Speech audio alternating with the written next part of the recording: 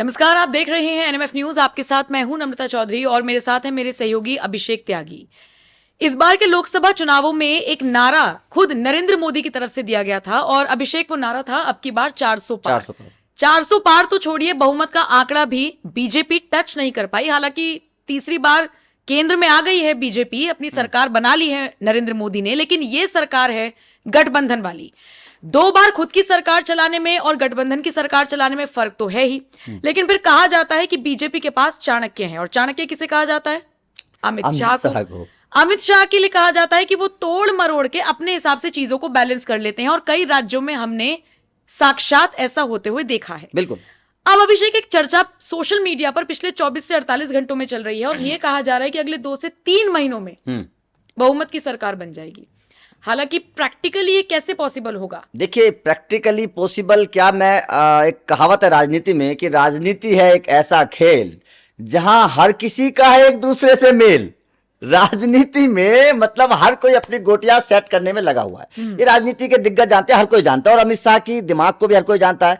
अमित शाह की चालाकियों को हर कोई जानता है, किस तरीके से वो समीकरण बैठाते हैं हर कोई जानता है, क्योंकि अब से पहले कई बार कर चुके हैं। गोवा में कांग्रेस के नेता पड़े हुए थे, सरकार बना दी बीजेपी ने, तो ये सोच रहे थे कि भाई साहब क्या होगा कैसे होगा, कोई नहीं जानता। अमित शाह चुपचाप राजनीति। और सबसे बड़ी बात बताऊं, बीजेपी ऐसी पार्टी है इस हिंदुस्तान में जो 24 घंटे 12 महीना 300 दिन हमेशा इलेक्शन के मोड में होती है, हमेशा राजनीति मतलब वो एक्टिव रहते हैं। एक चुनाव खत्म नहीं होता, वो दूसरों में लग जाते हैं, एक्टिव रहते हैं, हमेशा एक्टिव रहती है बीजेपी। एक ऐसी पार्टी और इसीलिए कामयाब भी है इतने कम वक्त में। इसीलिए 2 से आज पूर्ण बहुमत तक और 3 बार सरकार बना दी, इसीलिए कामयाब है क्योंकि वो हमेशा सोचते रहते हैं, अपने प्लान पर काम करते रहते हैं। और प्लान अमित शाह का यही है भाई साहब, कैसे ये जो कमी है इसको पूरा कैसे किया जाए। क्योंकि अंदर खाने कसक तो है कि गठबंधन की सरकार, इनको चाहिए कि ये अपने फैसले ले डंके की चोट पे। बिल्कुल। आप देखिए 4 जून के बाद से वो दबदबा नहीं दिख रहा। बिल्कुल, संसद में बात नजर नहीं आ रही। बिल्कुल आपकी बात ठीक। और देखिए, अब विपक्ष लगातार चौक मार रहा है बीजेपी को, 400 पार लगातार विपक्षी नेता बोल रहे हैं, तो ये चीजें चुभती तो होंगी अमित शाह को, मोदी जी को, दोनों को। अमित शाह जैसे इंसान को अगर आप टीज करेंगे, चेतावनी देंगे, तो एक्शन का रिएक्शन तो जरूर होगा।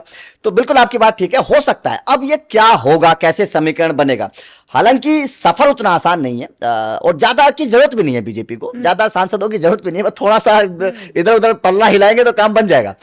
अब यहां पर अगर देखिए क्या है, जो सबसे बड़ी उम्मीद है, अब अगर हम बड़े राज्यों को देखें, जैसे महाराष्ट्र है, वहां पर शिवसेना को थोड़ा सा ज्यादा इस बार मिल गया था, बीजेपी को जो उतनी उम्मीद थी वो मिला नहीं।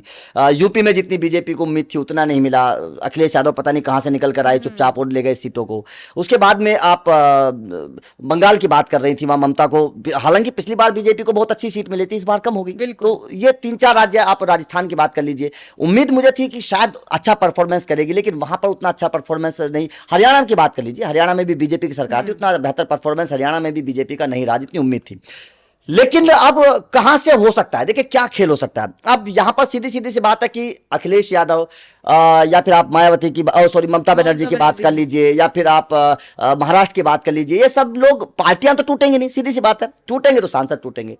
अब कहां के सांसद टूट सकते हैं, हालांकि ये पक्का नहीं है कि टूटेंगे, ये हम इस पर कोई मोहर नहीं लगा रहे हैं, लेकिन क्योंकि राजनीति में सब कुछ हो सकता है, सब कुछ हो सकता है और किसी चीज को नकारा नहीं जा सकता राजनीति में। तो इसीलिए जो मुझे उम्मीद लग रही है, जहां तक सबसे ज्यादा सांसद जो टूट सकते हैं, या तो यूपी, क्योंकि यूपी में अखिलेश यादव के मोस्टली जो सांसद हैं वो ज्यादातर हिंदू हैं, या फिर ऐसे हैं कि जो टूट कर गए हैं अखिलेश यादव में इधर उधर की पार्टियों से।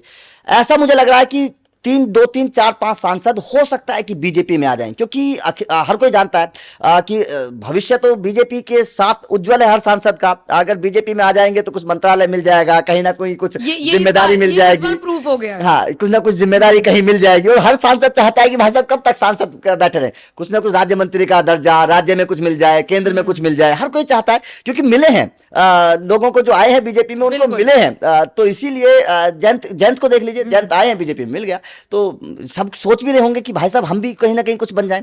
तो यूपी से मुझे उम्मीद है, और ज्यादा बीजेपी को जरूरत है भी नहीं पूर्ण बहुमत के लिए, तो मुझे यूपी से उम्मीद है कि 5, 7, 10 के आसपास हो सकता है कि संख्या कम कर दे, अमित शाह कम कर दे अखिलेश यादव की। उधर फिर बंगाल में हो सकता है, क्योंकि पिछली बार जो सांसद बने थे, क्योंकि 18 पिछली बार थे, अगर मैं शायद गलत नहीं हूं, शायद बीजेपी की पिछली बार, तो इस बार अब वहां भी माहौल बीजेपी का अगर आप पश्चिम बंगाल जैसे राज्य में जहां पर ममता का एक छत्र राज है, दबदबा है, अगर आप ऐसे राज्य में 18 सांसद बना लेते हैं तो बीजेपी की ताकत को देखा जाएगा। ऐसे तो नहीं कमजोर बीजेपी, 18 सांसद अगर आप ले लेते हैं, लेकिन इस बार तो कमजोर हुई है ना। हाँ, इस बार कमजोर हुई है। तो यही मैं बोल रहा हूं कि हो सकता है कि ममता को चोट पहुंचा दे, हो सकता है कि ममता को भी वहां पश्चिम बंगाल में चोट पहुंचा और फिर महाराष्ट्र में हो सकता है कुछ टूट हो जाए।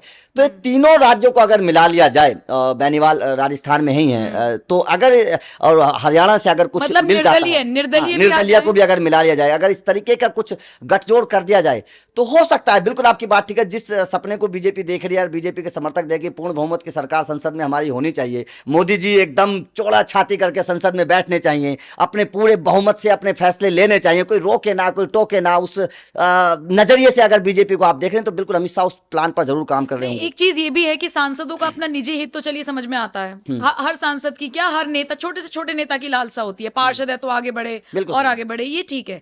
लेकिन कुछ एक दलों में इस बात को लेकर भी नाराजगी है। आप तमिलनाडु चले जाइए, जो प्रमुख दल है डीएमके, उसको लगा मेहनत की हमने। आप इधर यूपी में आ जाइए, समाजवादी पार्टी को लगा मेहनत की हमने।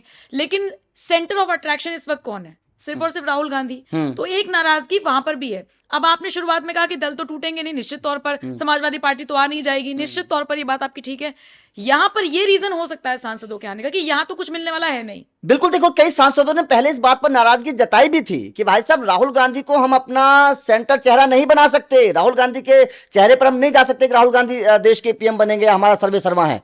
वो मोदी जी के साथ तो जा सकते हैं, योगी के साथ जा सकते हैं, अखिलेश यादव के साथ भी एक बार हो सकता है कि वो चले जाएं, ममता बनर्जी के साथ भी हो सकता है वो चले जाएं, लेकिन राहुल गांधी को अपना नेता मानने के लिए तैयार कोई नहीं है। यूपी के नेता तो कम से कम मुझे ऐसा लगता है कि शायद मानेंगे नहीं। तो ये बात भी बिल्कुल आपकी ठीक है कि राहुल गांधी, क्योंकि अभी तक जो हमने विपक्ष का पूरा एक गठजोड़ देखा और जो अभी तक की चीजें निकलकर सामने आ रही हैं, बिल्कुल आपकी बात ठीक है, राहुल गांधी का चेहरा सामने है और कोई दूसरा चेहरा आसपास नजर आ भी नहीं रहा है। राहुल गांधी अब संसद में आप देख लीजिए, जब से सत्र शुरू हुआ संसद में भी राहुल गांधी नजर आ रहे हैं। पूरा विपक्ष चुपचाप हो जाता है, राहुल गांधी को मौका दे देता है कि आप ही बोलिए, हम तो बोलेंगे नहीं। तो इससे आप अंदाजा लगा सकते हैं कि राहुल गांधी को ही सर्वे सर्वा माना जा रहा है, उनको आगे रखा जा रहा है।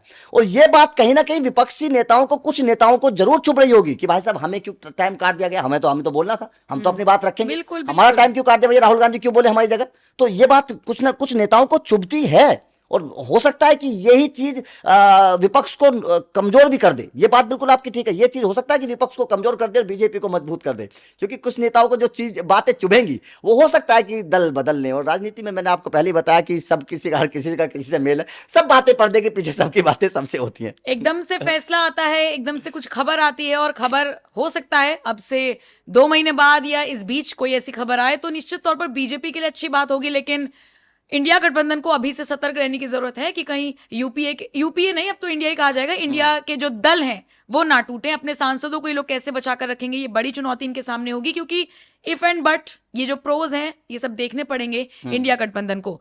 बाकी आप बताइए, आप इस चर्चा को लेकर क्या राय रखते हैं और क्या आपको लगता है इस बार अमित शाह का दिमाग चलेगा, वो मंथन कर रहे होंगे? क्योंकि मुझे याद है वो वीडियो जिसमें नीतीश कुमार दूर से आते हैं, नरेंद्र मोदी और अमित शाह आसपास बैठे हुए होते हैं, आते हैं, हाथ वाथ मिलाते हैं, ठीक है, लेकिन जैसे नीतीश कुमार जाते हैं बड़ा घूर कर देखते हैं अमित शाह। वो वीडियो सोशल मीडिया पर वायरल हुआ तो लोगों ने कहा देखो इस आदमी के मन में अभी भी यही बात है कि दरवाजे बंद है, तो दरवाजे खोलने पड़ गए क्योंकि राजनीति है।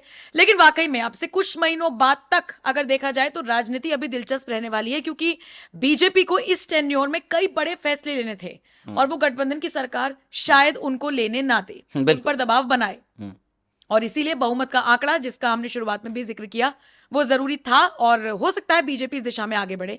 बहरहाल जरा बताइए आप इस खबर को लेकर, इस चर्चा को लेकर क्या राय रखते हैं? कमेंट सेक्शन में अपनी राय हमें जरूर दें। नमस्कार।